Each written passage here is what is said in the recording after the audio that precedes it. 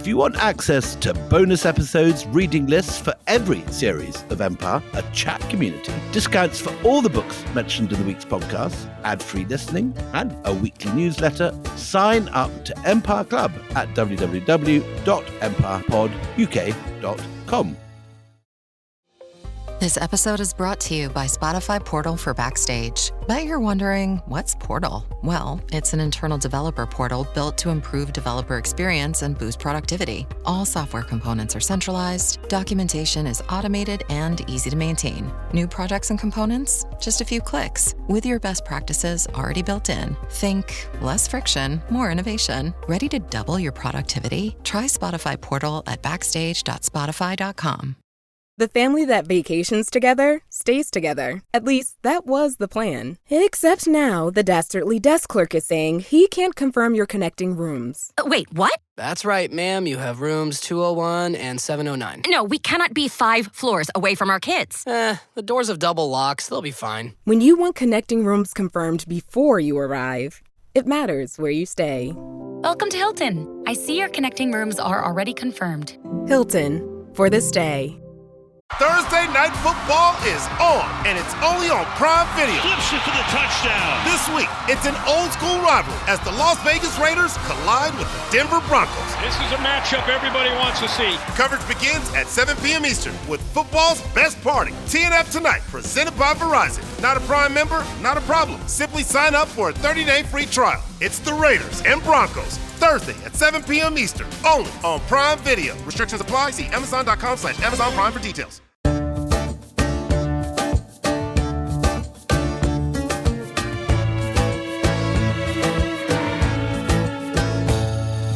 Hello and welcome to Empire with me, Anita Arnon. And me, William Dalrymple. We are so excited because we have feminist icon who's written the most brilliant book to talk about this, the 4th episode in our Orwell series. Anna Funder is here and she has written the most sublime book. Can I just commend it all to you? Wifedom, Mrs. Orwell's Invisible Life. And it really does so much to turn everything you think you know about Orwell on its head, then put its hand down its throat, then turn it inside out, and then waggle it around in the air. Anna Funder, welcome. Thank you so much. I've been keeping you two apart deliberately for months now. The two of you together would be an impossible chemistry. Anyway, we'll see it in the next 40 minutes. It's going to happen in the next 40 minutes. It's also going to happen when Anna comes to London. We're going to paint the town very bright pink. Okay, painting the town pink for another time. Let's start, though, with something where black would be a more appropriate colour. And this is weird to start a podcast with somebody dying, but that's where we've got to in the chronology of the story, Anna. So we want to talk about the end of Orwell's life. And let's talk about TB because it was such a massive factor in the decline of a great writer. Well, Orwell actually had terrible lungs all his life, even when he was a 2-year-old. I went to the archives and opened up his mother's diary, and his mother was this very lively woman who was bored to sobs, although she loved her children. And she filled her diary with entries that just said nothing in cursive, and the next day, nothing. And then there was baby's chest bad, and then there was baby's first word, quote, beastly, end quote.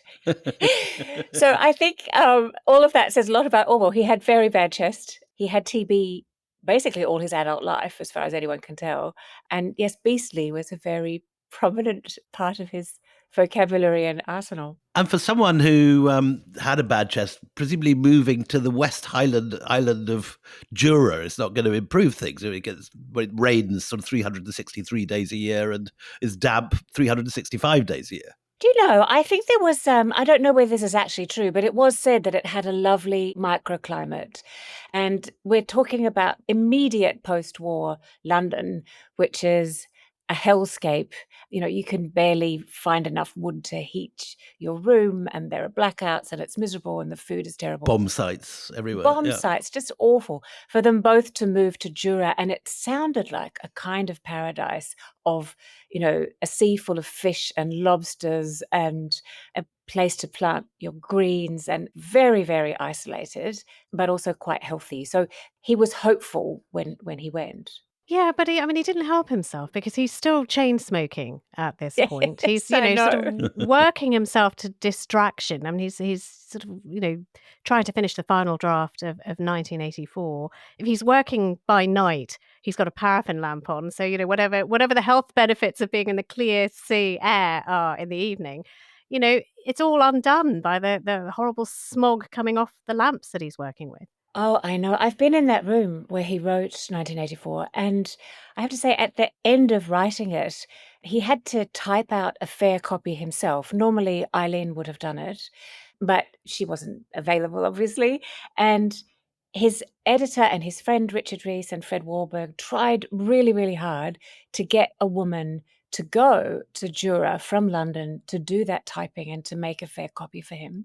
But no one would go. I mean, to get there from London was a 48-hour trip. Yeah, even today, it's quite a trip to get to Jura. I've been to Jura, but I've also been to the sanatorium at Weirdley in the Cotswolds, where he was taken when he collapsed. It's on the edge of this lovely, sort of perfect Cotswold territory, but it's also quite bleak. You can imagine that it wasn't going to be a very cheery spot to recover. But they didn't keep him there long, did they? They moved him to, was it University College Hospital in London? So he typed out this manuscript in this tiny room with a dormer window at Bound Hill on Jura looking out over the sea. And he chain smoked, as you say, and the paraffin lamp was going, and he refused all medical attention. So he's sort of coughing up his lungs, but really killing himself to get this book done, to get 1984 done, and would only let a doctor have a look at him once that was typed. So he sort of was suffering for his art in this most extreme of ways. And yes, then the Cotswolds, and then a tiny room at UCL in London where his friends could visit him. So, David Astor could visit and people were coming by. And where David Astor visited him in the unusual circumstances of actually marrying for the second time in hospital, in bed. And for those who aren't familiar with the name, David Astor was one of the great heirs of a fortune in post-war Britain, who lived, I think, in Cliveden, which was a great sort of post-war literary salon and political salon. And he owned The Observer, which was the leading left-leaning newspaper of the day. Yes. So Sonia went to see him when he was in the Cotswolds, Sonia Brownell. And she was this gorgeous, vivacious, very clever woman who'd been an editor at Horizon magazine, gone off to France, had a fairly disastrous, in the end, intense affair with the philosopher Maurice Merleau-Ponty, and then come back and decided that she would go and visit Orwell. They'd had a kind of very, very brief liaison before, but she went to see him in the Cotswolds, and then she started bringing him books, whiskey, newspapers, and doing bits and pieces for him. And he was besotted and asked her to marry him. And Horizon was closing up, and she said to a friend, well, Horizon's closing up. I think I'll marry Orwell. And she did. But they married literally on his deathbed at University College Hospital. There's a wonderful description of that marriage at the opening of DJ Taylor's biography, which I know you have your differences with, but it's a wonderful description of these strange figures meeting in this bleak hospital. But Orwell himself, like a lot of dying people, I think, I have not very much experience of this, but some, and they keep alive by hoping that they will be able to keep alive, even though rationally and reasonably. I mean, Orwell said, for instance, they can barely find enough flesh on me to stick an injection into. I'm basically a corpse. But at the same time, he kept a fishing rod handy in the corner of this tiny room because the plan was that he would go to Switzerland, where the air was even better for someone with tuberculosis, even in the end stage, and he would fish. That plan was organized by Sonia, because Orwell wanted it, with an ex-lover of hers, Lucian Freud, very young Lucian Freud, who was going to do literally the heavy lifting of getting Orwell onto a plane that was being chartered to take him to Switzerland.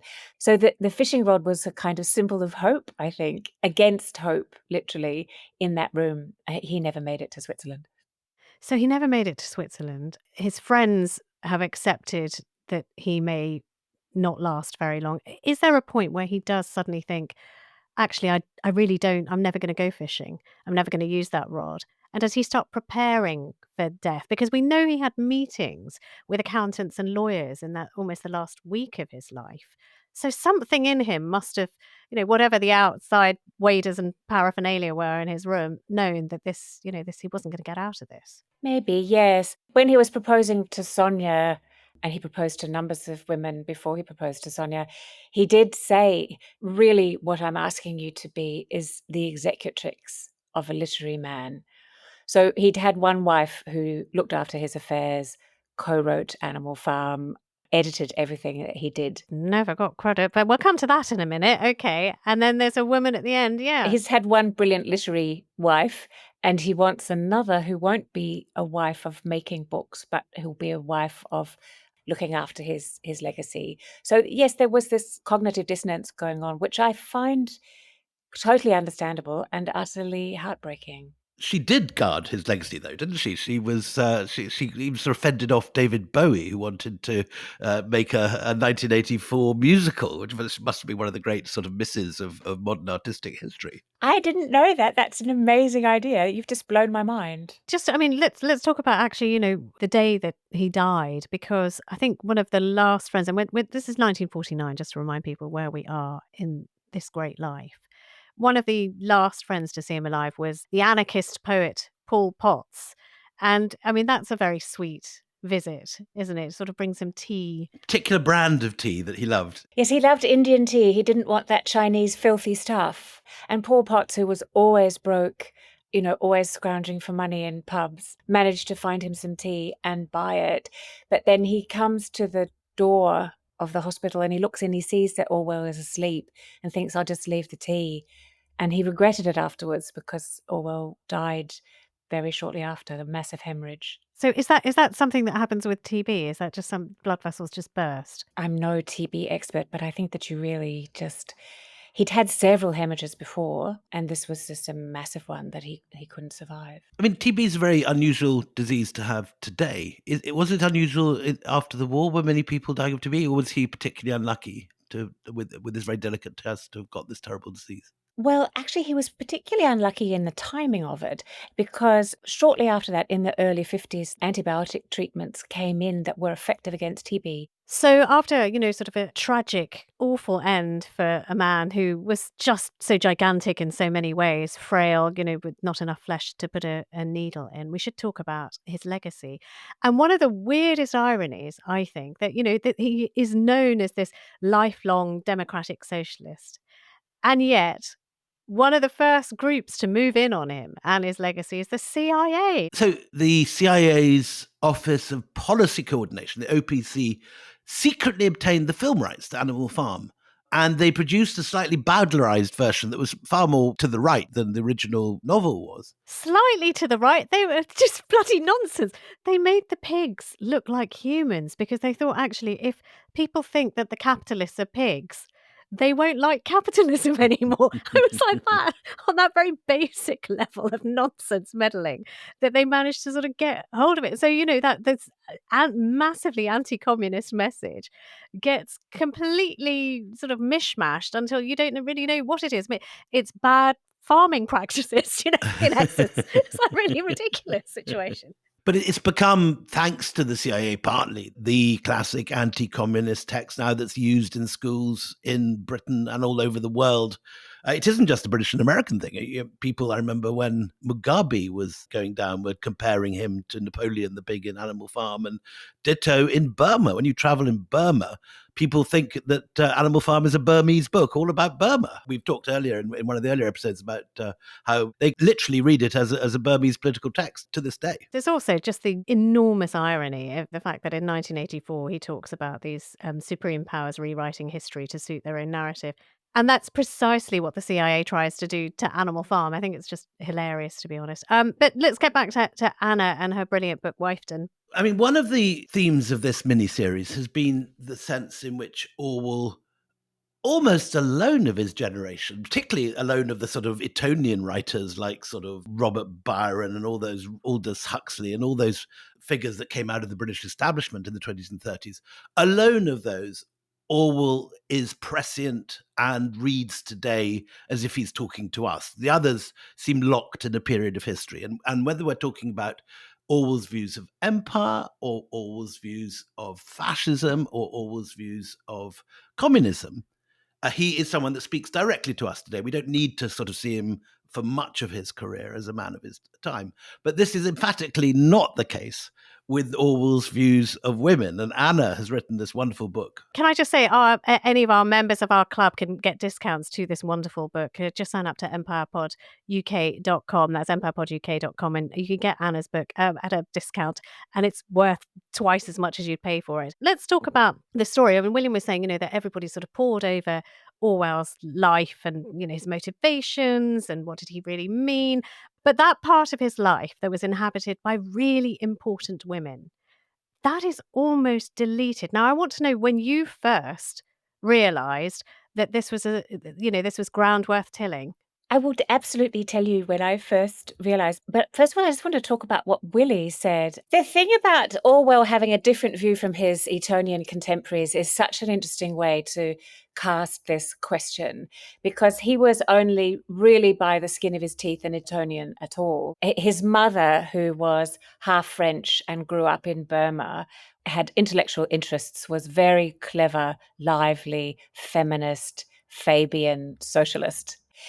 So Orwell had this extraordinary, lively, intellectual, feminist mother and aunt. So her sister had been arrested with the Pankhursts for demonstrating for suffrage, was an Esperantist, lived in sin, quote unquote, with a French anti-Stalinist leftist in Paris, was an actress, used to correspond with Orwell, sending him stuff about the latest research into sex and gender roles.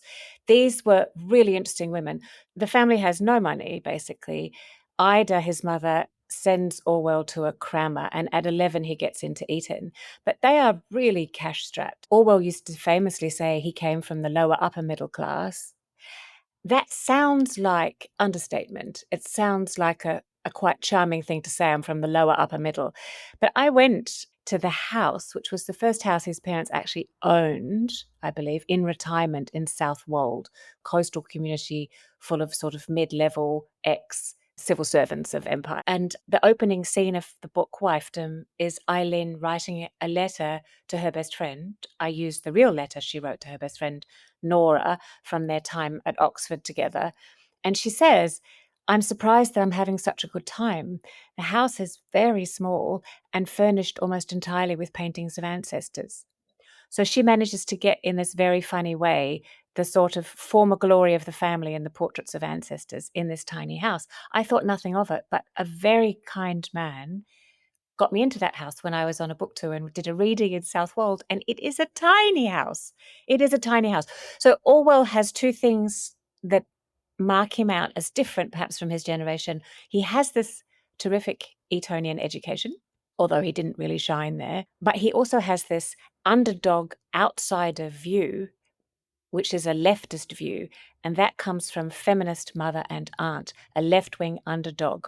And I don't think many other old Etonians had left-wing feminist parents who gave them that particularly underdog Orwellian point of view. And he got that from women. Yeah, I mean, I'm just really interested then with, a suffragette-leaning mother and that sort of strong sense of social justice that he has. Why does he write such weird stuff about women? Because I think 6 months into your project of writing this book, you find an essay written by Orwell. Can I quote a bit of it to you and then just explain what was going on in that head at the time? There were two great facts about women which you could only learn by getting married, writes Orwell, and which flatly contradict the picture of themselves that women had managed to impose upon the world.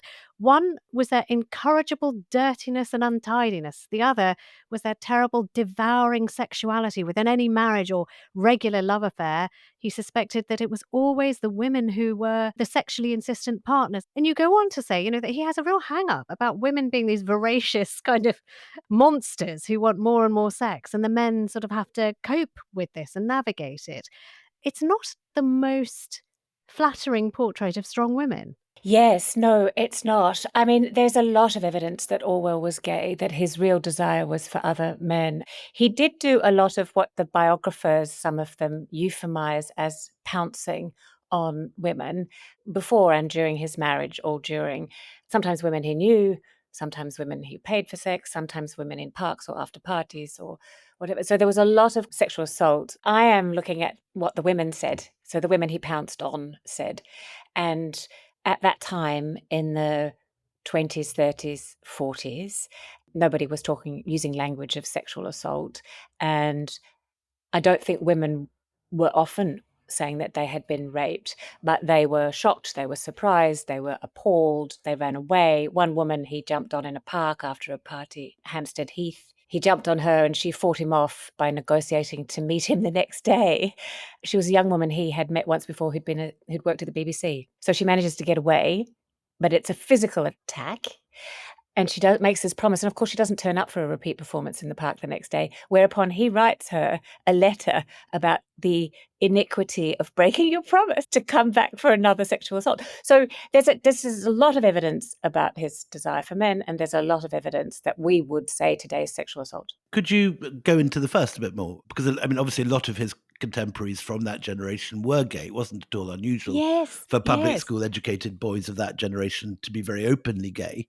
And many of the writers of his era were openly gay, but he wasn't openly gay, was he? I mean, I've looked at it quite closely because I was writing about it and I didn't want to get anything wrong or smear anybody in any way. He was enormously homophobic. Which was also very common at that time.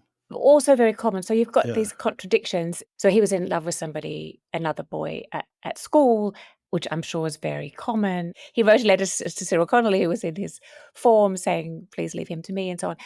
And then, there was sort of strip searching of 16-year-old Spanish recruits. There was a young man called Denzel who was in the dad's army during the war, who he nearly blew his teeth out with a mortar and then plied him with whiskey and took him off to the movies. And David Taylor actually says, and behind that lurks the shadow of the dark horse.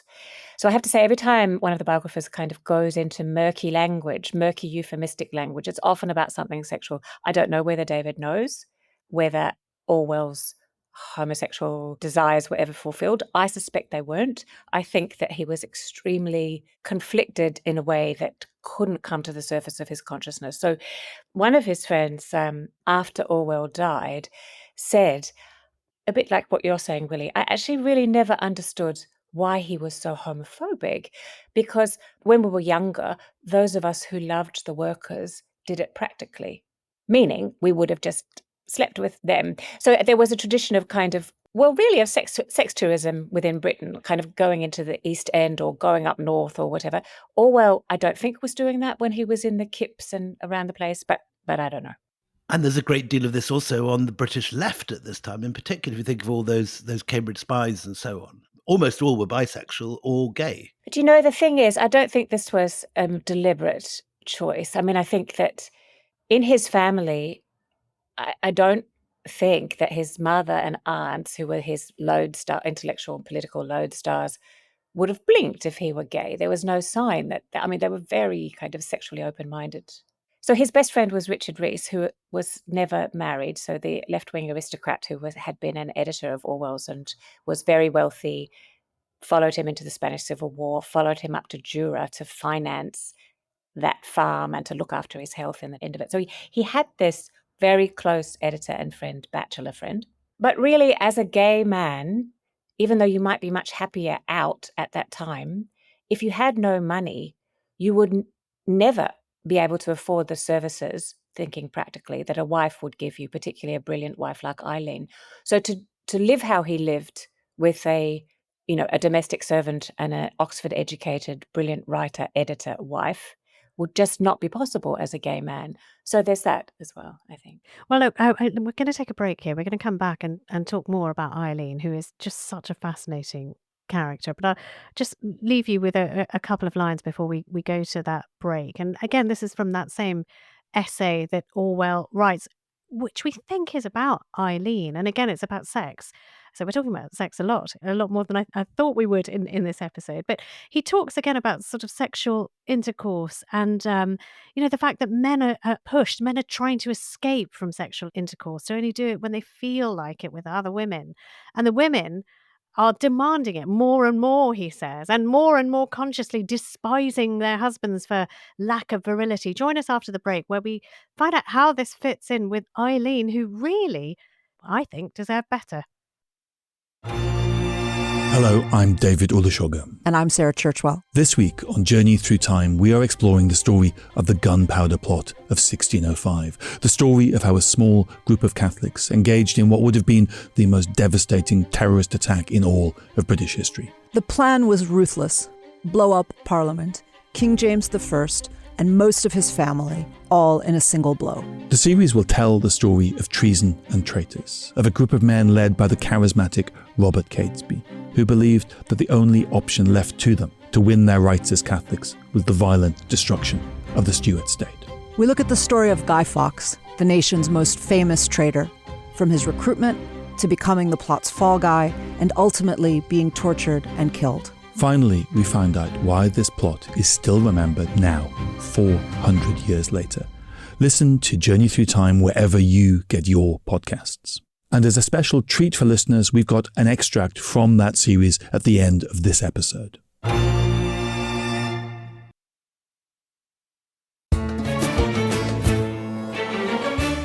This episode is brought to you by Attio, the CRM for the AI era. Empires require a strong foundation to flourish. The Romans based theirs around the power of Rome. The British relied on the strong hand of Parliament and the monarchy. Attio understands that every business needs its own stable foundation. Instead of trying to build your business on top of generic tools, Attio's AI-driven CRM means that anyone can build a CRM that works for their unique needs and purpose. Attio's built to support your business from day one.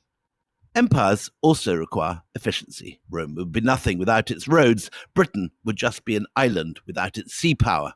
Attio can give you real-time customer insights and a platform that grows with you, so you can finally stop wasting time trying to shape your business around somebody else's software and get on with what matters most, your customers. With Attio, you can do the real work of building your own empire, whether it's that small business, a startup, or an international corporation. Try Attio for free at attio.com/empire. This episode is brought to you by The American Revolution on PBS. It began with voices carried on the wind, arguments in taverns, whispers at kitchen tables, the tramp of boots on muddy fields. From sparks kindled in America grew an upheaval that shook an empire, gave birth to a nation, and altered the course of history. Ken Burns' landmark PBS series, The American Revolution, casts the familiar in a new light, illuminating stories left in shadow. The American Revolution is more than history. It's an exploration of the United States and its founding, its people, values, families, and its place in the world. The choices of past and present are woven into the same fabric. As the United States nears its 250th year, these stories remind us that the revolution is not history pressed between pages, but a force still shaping the world today. The American Revolution premieres on Sunday, November the 16th on PBS and the PBS app. This is an ad by our old mates BetterHelp. Empires are remembered for what they won, but defined by what they endured. As winter days grow colder and shorter, many of us endure in quieter ways, retreating into our own citadels, isolating ourselves and letting connections fade. This month, BetterHelp invites us to change that. To reach out, check in, call someone we haven't spoken to for a while, or simply remind a friend that you're there. It's striking how quickly the world feels lighter when we connect with others, when we talk through instead of carrying things alone. Therapy works in much the same way. BetterHelp has spent over 12 years helping people start that first conversation, matching millions to qualified therapists who can help them move forward. This month, don't wait to reach out. Whether you're checking in on a friend or reaching out to a therapist yourself, BetterHelp makes it easier to take that first step. Our listeners get 10% off their first month at betterhelp.com/empire. That's betterhelp.com/empire.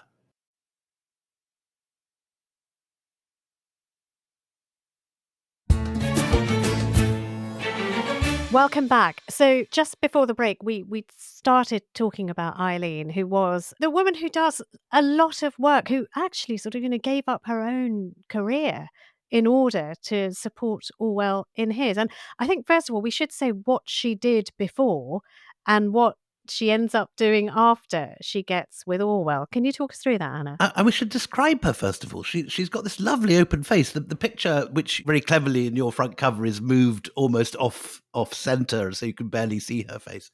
When you see the actual picture, she's got this open face. She's got a sort of boyish beautifulness about her, with this little bob of hair.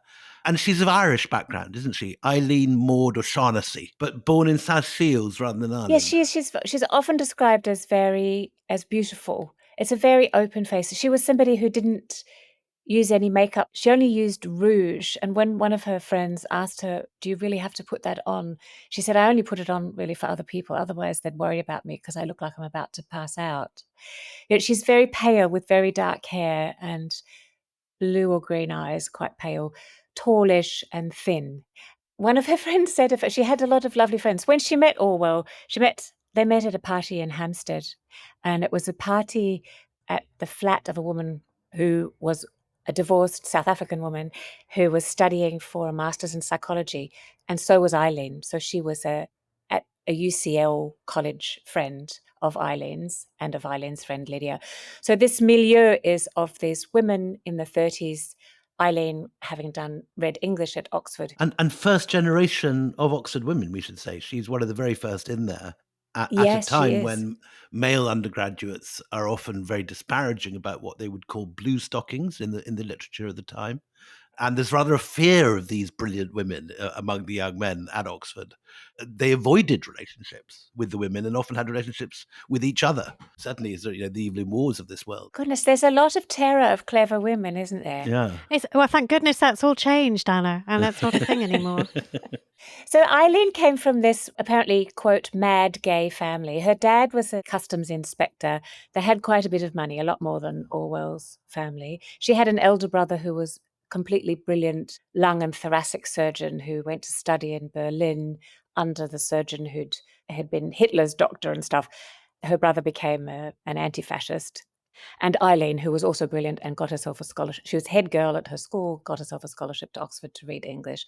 She was funny. And was taught by Tolkien. And Tolkien was her, Tolkien was her professor. I mean, that's amazing. Yes, it is. So she loved animal fables. When she was first married to Orwell, they lived in a tiny hovel in a village called Wallington, 50 miles outside of London, with no plumbing and no electricity. So they were kind of both suffering for his art, really. She wrote in her first letter to Nora, she said, "I'm really sorry it's taken me 6 months to write to you. I would have written sooner, but we have quarrelled so continuously and really bitterly since the wedding that I thought I'd just write one letter to everyone once the murder or separation was accomplished." So she's hilarious. And these letters were discovered in about 2005, a cache of 6 of them to her best friend. And my interest in Eileen was really that I found myself one summer kind of needing inspiration, and I've always loved Orwell and always loved his work. I didn't read 1984 till after I'd written Stasiland for some reason. I just really didn't want to. And then when I read it, it read like the GDR regime. So I read my way through his collected journalism essays and letters and watched him create his writing persona through those 4 edited volumes, edited by Sonia Brownell with another. And then when I finished that, I read the 6 biographies of him with great pleasure. You get these different views on the same person, depending on the personality of the biographer. And then I was still researching around and found these letters that not me personally, they had been found, but they were 6 letters from Eileen to her best friend, starting with this one where she wants to kill him at 6 months married. And I realized that there was no sense of her as a person and what she'd done in the biographies. And it's actually not because these 6 letters were missing. It's because the men who wrote the biographies were not looking.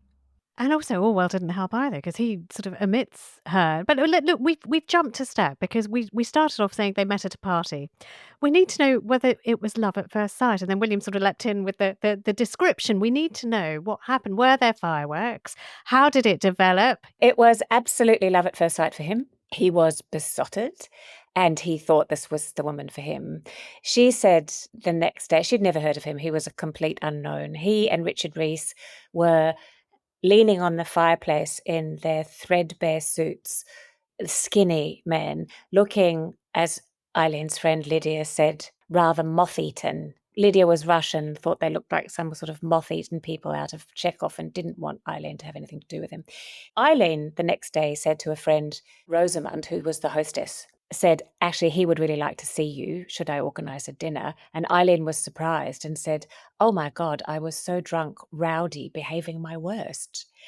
So Eileen had had a good time. Orwell had fallen in love. Rosamund organised a dinner and it went from there. So and then they married the next year. And so, I mean, there's this bright, wonderful woman who, has the eyes of everybody in the room on her because she has got this sort of this Irish beauty, the green blue sea eyes and the dark hair and the translucent skin. How quickly does she start changing from her own woman, a very strong, educated, Tolkien-taught woman, into somebody who thinks that actually, this man is worth me diverting my energies, my talent, my intelligence to serve him in a way, to help him, to make him better? That's a really brilliant question. And that is the question, I think, one of the big questions of Eileen's life. It's one of the big questions of my book, Wifedom. And it's a question for many women who go into marriage or go into relationships. It's a question of how much of yourself can you maintain in a relationship? How much should you give in that relationship? And negotiating those two sometimes conflicting things. And sometimes if you give too much, it can be too late to get yourself back, because you give so much, you end up in a state where you no longer have the strength to get yourself back whole. So something like that is going on in this marriage, but it's a complicated and interesting one. 3 weeks after the party, she said to her friend Lydia, that moth-eaten guy at the party, well, he asked me to marry him. And Lydia says, she writes this in her memoir, Lydia, so we know it. Oh my God, no. Oh God, what did you say? And Eileen says, well, I said to myself, if I weren't married by the time I was 30, I'd marry the first person who comes along. So maybe I will. So she's kind of having a bet with herself. But I think she was being kind of humorous there. What I really think was going on was at Oxford, she would have liked to have stayed and become a don of some kind. It was pretty much impossible for women to do. And she didn't get a first. Eileen was the most self-deprecating to a dangerous degree person, combined with this extraordinary cleverness. And the only time in her life where she behaves in such a disappointed way, almost embittered, is when she didn't get a first at Oxford. And I suspect that something happened there that she thought was unfair. She had a great sense of justice. She organised 2 walkouts of workers at secretarial offices that she'd worked in, actually one during the war at a ministry. She had a great sense of decency that was the decency that Orwell so wanted to have. And I think that he modelled that decency on her. But yes, the issue of losing yourself in a marriage is a big one. And I don't know, I just have to give all the evidence and tell the story. So this strong, brilliant, beautiful woman who also sort of proves her mettle in that cauldron of the Spanish Civil War. Just tell us what Eileen was doing at that time.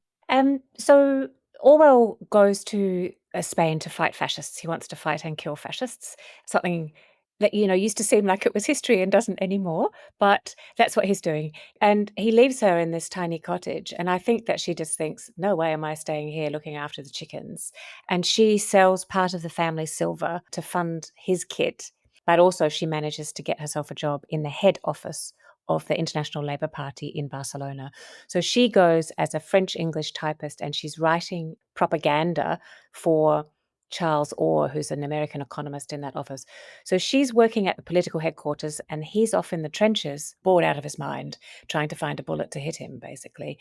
So she goes there. And so she saves his life when he's hit by a bullet. She saves his life by getting the visas to get them out of Spain. He's writing on bits of newspaper in these horrible trenches and the backs of envelopes and toilet paper and everything. And he's sending it back to her and she types it all up into what will become the basis for Homage to Catalonia, a book that I had read twice and loved without realising that Eileen was in Spain, let alone had saved his life. And basically her political nous is informing that book. She must have typed that and realized in the typing of it that he was going to very deliberately tell the story to leave her out. But why did he do that, Anna? As somebody who's thought about him, why do that? It's so churlish. It's churlish to the point of being actually quite cruel, isn't it? It's very deliberate. So he has to tell the whole story of being shot through the throat without saying that within a day, basically, or day and a half, she was there and she organized all medical care, x-rays, all the transport, put him in the sanatorium. There's that. And then there's the episode when Stalin could see her perfectly clearly. There were Stalinist agents in her office who wanted to wine and dine her, romance her, get information from her. She was a target. She was terrified. When Richard Rees, Orwell's friend, turns up in Barcelona, he goes to see her at the office and says, let's go to lunch. And she says, I can't. And he says, oh, come on, you can just get away for an hour. And she says, takes him into the corridor because there were literally spies in her office spying for Stalin, and says, it will be dangerous for you, Richard, to be seen with me. And he writes down, which all the biographers had access to, this is the first time I have witnessed somebody living under political terror. Political terror is Orwell's topic. She was the one who lived it. And so she was informing his books with that. I think the big answer to your question, why would he do that? Is it churlish? I think that, it's very deliberate. I see it more as something that is a cultural trope. All kinds of men are writing their stories as if women didn't make them possible. The fact that none of the biographers thought to look closely at this very famous episode, this very famous man, this very famous book, and deconstruct it to see what is being hidden. I've done that. That sounds complicated, but I've done it in a narrative way in Wifedom. It's a shock to me that Orwell scholars who are much more informed than I am didn't do that. It's really exciting. It's chercher la femme who saved his life and made this book possible, and yet she's nowhere. So I think that the biographers are also part of this trope where a great man must do everything on his own and he must not owe anything to a woman because that could possibly take away from his achievement. I don't think it does. I think the story is much more interesting when you can see both sides. Anna, tell us about her literary additions to his oeuvre, because from the very beginning, from Wigan Pier, which is being written just as their early days of their marriage, she is not only typing stuff out, but she is editing and contributing to his literary work. That's one of the great revelations of your book. Not only is she humanly in the story much more than the other biographers have allowed her up to date, but she's actually a major literary presence, which is a very important literary contribution that you've made by unmasking this. Yes. So just after they were married in 1936, several people who knew him well, including Richard Rees and Fred Warburg, who were editors and publishers of his, said it was remarkable how much his writing improved after he got married. But they too wouldn't name her. It was as if perhaps his happiness in general, perhaps regular sex, there's all these sort of theories. It was obviously because she had started. He was reluctant at first, but she was very keen to edit his stuff. Eventually, she ended up writing what she called emendations on the back of everything that he did. She was widely thought by her friends to have improved his work by reining in the paranoia, reining in the sadism, reining in the hyperbole. All tobacconists are fascists. Oh, fascists! I love that one. These sort of provocations that could make your writing a bit less serious. Can we just zone in on Animal Farm, which is a book that I think most people listening to this will have either been forced to read at school or like me, really enjoyed reading at school.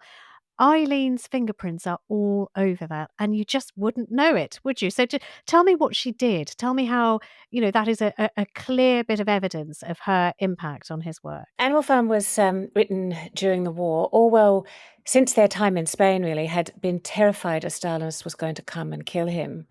A real terror, but a very unlikely thing to happen because he had been a pretty low-level militiaman, but he thought that someone might knock on the door in Britain and have been sent by Stalin to kill him. In fact, when that did happen one time, he grabbed a gun in the cottage, jumped behind the door and said to Eileen, open the door. Anyway, he decides during the war he wants to write an essay critical of Stalin. Eileen always worked to support them financially during their whole relationship. One of the jobs that she did that in was in the Office of Censorship in the Department of Information, or vice versa, Department of Censorship in the Office of Information. So she had been in the Department of Censorship during the war, working there. Which is She Room knew 101, isn't that the Protean Room 101, right? In Senate House. She worked in Senate House, which he then later took as the model for the Ministry of Truth, i.e. lies. So she knew what could be published and what couldn't be published. And she said to him, no one is going to publish an essay critical of Stalin right now because he is helping us win the war. But I don't know what the next bit of the conversation was, but the upshot of that conversation was that they turned to writing an animal fable of the kind she had studied under Tolkien, the kind that she had wanted to write because she watched very closely the chickens when they were just married and they're living in the cottage. And they all had personalities and she wanted to write about them. So they write this book, Animal Farm. It takes them 3 months. She goes off to work at a different ministry, the Ministry of Food at this time. And then she shops for them to find whatever she can find for dinner. She comes home and cooks for whoever's been burnt out. And then they hop into bed together because they can't afford to heat the flat. And they work on the book together every night. So whatever he's done during the day, they work over and they work out what he's going to do the next day. And we know this because every day she went into the ministry and she told her friend Lettuce Cooper about it. And Lettuce Cooper was a novelist who wrote about this. And all her friends at the ministry knew these installments. And Eileen was having a ball. When it's finally finished, Orwell gives it to Fred Warburg, his publisher, who's his friend, who's known him for a long time. And Warburg is absolutely stunned. He says he cannot understand how somebody who's written books with a stand-in grumpy character who is himself before has suddenly taken wings and become a poet. He cannot understand it. And he knows Eileen well. And he still can't see it. And neither can Richard Rees, who says, we had no idea he was capable of such a thing. And the fact was, that book, which Orwell considered to be his best book, he loved it, was the only thing he ever produced that was remotely like that. Everything else is completely different, and no one has looked. So do we think that she actually wrote great chunks of it? Or do we think that she pushed him to write in the style that she was bringing to the table? I mean, how much do we think this came from the mind and heart of Eileen née O'Shaughnessy? So when you read Eileen's letters, this whimsy, the murder or separation letter, or the letters about other people, she's someone who can see other people as characters and always has been able to tell stories about them. She's whimsical, she's hilarious, she's astute about people. Orwell is not whimsical. He has no idea about other people. He has never written another character. He's certainly never written another female character who's convincing. When you read her letters and you read Animal Farm, the voice is the same. So I'm sure this could be fed into some computer now to work it out. So I don't know how that practically worked. I mean, they're sitting in bed together, they're writing this thing. I don't know. But it was joyful for both of them. And Anna, another of your revelations is 1984, that not only was she helping him write this, but she'd already written a book much earlier in her life, or a story called End of the Century, 1984. I know. Do you know, Willie, I feel that is a much more minor thing. It looks extraordinary. She wrote a poem. It looks extraordinary, yes. She wrote a poem called End of the Century, 1984, before she met Orwell, was to commemorate something to do with her high school. And it is imagining a dystopian future of telepathy and mind control. She dies before Animal Farm is published, very tragically. And he's writing 1984. He doesn't know what he's going to call it till the end. He thinks he might call it The Last Man in Europe and so on. And he calls it 1984.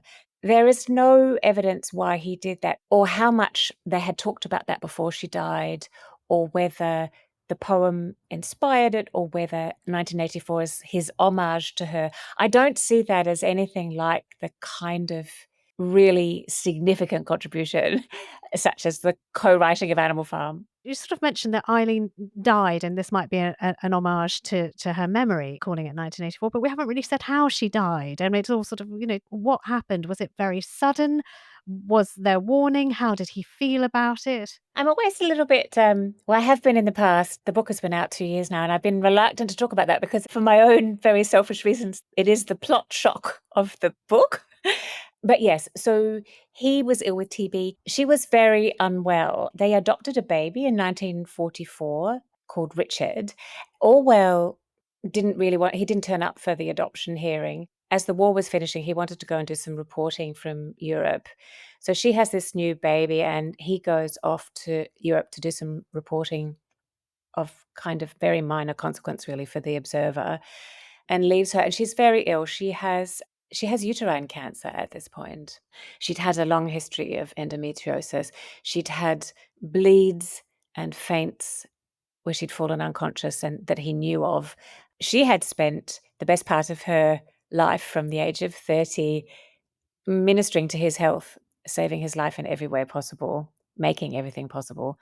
And when she needed care, it didn't occur to him it was his responsibility, I don't think. I think it just didn't. And I think he buggers off. And she organizes an operation, a hysterectomy. He's been very, very controlling about money, even though she's been the one who's been earning it. And she writes him these agonizing letters, organizing his life and hers, and writing wills, organizing the baby's life, organizing her medical care to Europe. He spent a month in the Hotel Scribe in Paris, drinking, meeting Hemingway, having a very good time. He didn't write back to her in a very timely way. Anyway, she chose in the end to have an operation that was cheaper than one that would have been safer. And she seems to have done that because she says to him, I know you don't want me to have this operation at all. I know you're very worried about money. She defends herself. She says, I have to tell you that when I was organizing all your medical care, a lot of that was done by my brother. So you got that for free. And, this procedure would have cost 40 guineas, but we didn't pay for it. But anyway, I'm going to do this cheaply. And it was a disaster. And she dies alone, or is he back when No, she's alone. She's alone. She's 39, and she dies on the operating table. She's very well connected medically. Her brother had been this Harley Street specialist, and one of them said, she weighed 45 kilos, and she's a tall woman. You are so anemic that you have to have a series of blood transfusions and go to hospital and get fatter before we can operate on you. And she says, I'm going to have the cheaper option up here in the north. And she does, and she dies on the table. Oh, gosh. Allergy to the anesthesia, is it? What's the... The anaesthetist was a woman. And basically the coroner wanted it to be no one's fault. The surgeon who performed the operation didn't even turn up at the coronial inquiry. And Orwell, when he got back, didn't go and see the surgeon, didn't go to the coronial inquiry and made no inquiries. He was distraught, but it didn't seem like the sort of thing that he felt that he needed justice for. Yeah.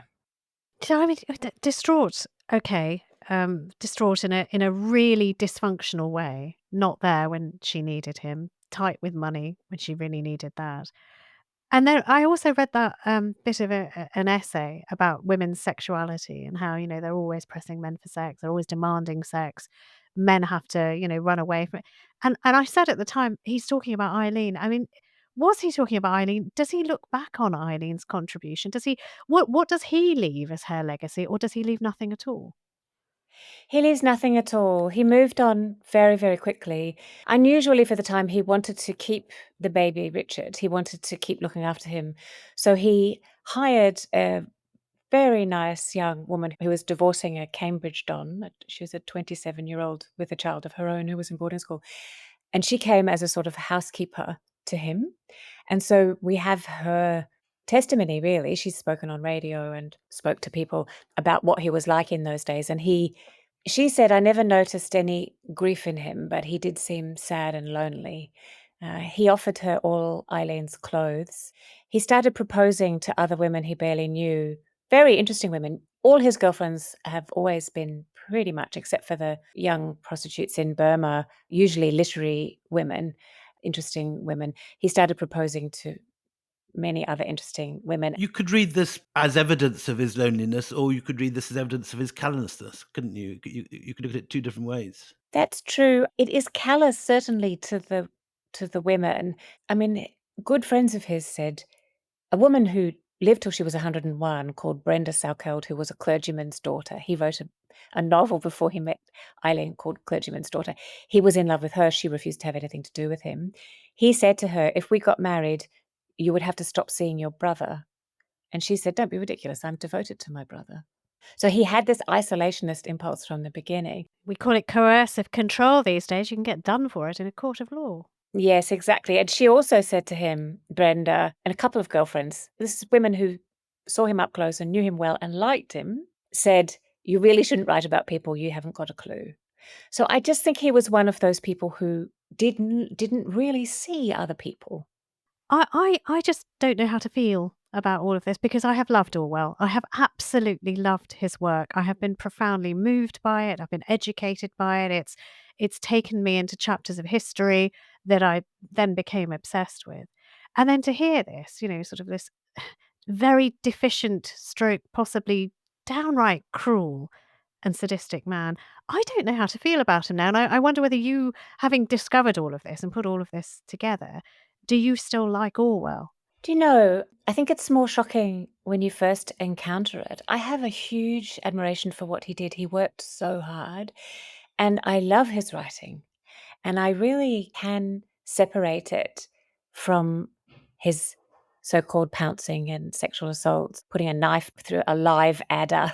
There were all kinds of bizarre things that gauche, awkward, cruel, sadistic things that he did. But we're looking at the man who wrote about Room 101 and having rats in a cage on your face. This is a sadistic, grim, paranoid, prescient, important thing to have in literature. We should not expect a hail fellow, well met, well adjusted, sexually content, everyman, decent, upright, upstanding fellow to produce a work like that. It is our reader's fantasy that is disappointing. We need Orwell to be the man he was, to have written the work he did, and we need her to have been the woman she was, to have co-written Animal Farm. And I don't think knowing any of that takes anything away. I think it's a great addition to our knowledge. If you look at the other writers of his generation, most of them are also pretty hopeless with women and not particularly nice to their wives. Do you think he was any worse than any of the rest of them? I mean, if you look at Evelyn Waugh, for example, who's a kind of monster in many ways at home. Orwell looks benign compared to him. But what's so extraordinary about Orwell is that he isn't the man of his generation when he's writing about imperialism. He isn't the man of his generation when he's writing about fascism. He is years ahead about the way he writes about totalitarianism and communism. Is this sort of attitude not exactly the sort of patriarchal attitudes we should expect of a writer from the 1920s and 1930s in a tweed suit? So his vision of colonialism, for instance, and then later, as you say, communism and fascism, that vision, as I mentioned, is very much informed by his mother's feminism and socialism. We have to bear that in mind. It's not as if he was some genius that was totally self-made. He was utterly educated by these left-wing Fabian suffragette women to look at things from the point of view of the oppressed. But he could not look at things from the point of view of women. So he could do it with regard to race in Burma and say the empire is a system of despotism with theft as its aim. Way before everybody else of his generation. Way before everybody else. But you could also say that patriarchy is a system of wage theft and sexual exploitation as its aim. But that was something impossible for a man of his generation, even with a feminist aunt and mother. So I think that's where we get in. As with all the other writers of his generation, I haven't done a comparative study, but what I am interested in is the fact that they were all able to pretend to be and to be seen as decent fellows in public at the same time as doing this horrendous stuff in private.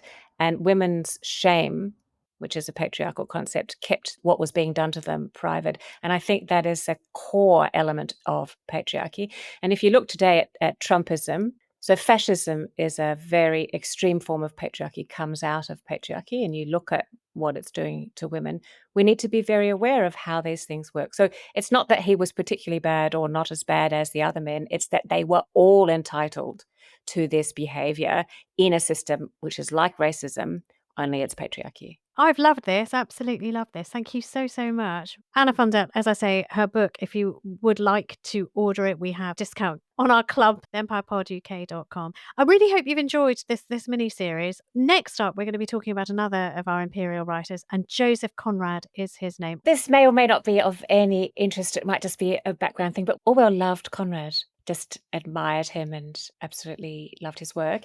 And when he was in UCL hospital, Sonia brought to him a copy of a biography that Conrad's wife had written about Conrad. And the next time Sonia turned up in the room, he threw this book across the room and hissed, "Never do that to me." And she took that so seriously. I think she was, as you mentioned before, very serious about protecting his legacy from biographers and terrible filmmakers and so on. And I wonder if that was the start of it. It's been so wonderful having you on, Anna. I can't tell you how much you've given, me personally, but I'm sure everybody listens to this, to think about. And Joseph Conrad is with the wonderful Maya Jasanoff, another extraordinary woman writer. Woohoo! Too, on the trot. Why don't you tell us about something else that people can enjoy, William, as a bonus episode if they join the club? A wonderful bonus episode on John Buchan of the 39 Steps, another writer who is obsessed with empire and who's writing about it, reflects very interestingly on imperialism. We've got back our wonderful friend of the show, Murray Pittock from Scotland, to talk about him. So that's, if you join up to the Empire Club, you can get access to that. So till the next time we meet, it's goodbye from me, Anita Arnon. And goodbye from me, William Dalrymple.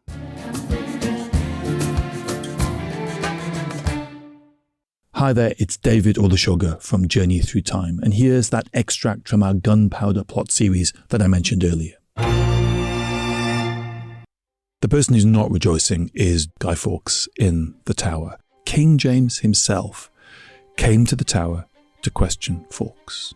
That's quite an astonishing fact, that Fawkes and the King looked into each other's eyes at that moment. And of course, interrogations at this time, I mean, we say interrogations as if they're just being questioned, but interrogations are brutal, violent events. Yeah, and it's going to get much, much more violent. Fawkes stands up to the King in a way that actually even impresses the King. He's open that they plan to blow up Parliament. He said that the aim had been to blow King James and the other Scots back to their Scottish mountains. He says that to the King. It takes guts. Yeah. But it's also not the most diplomatic thing to say to the person you've just tried to murder, and your fate is in his hands. Yeah.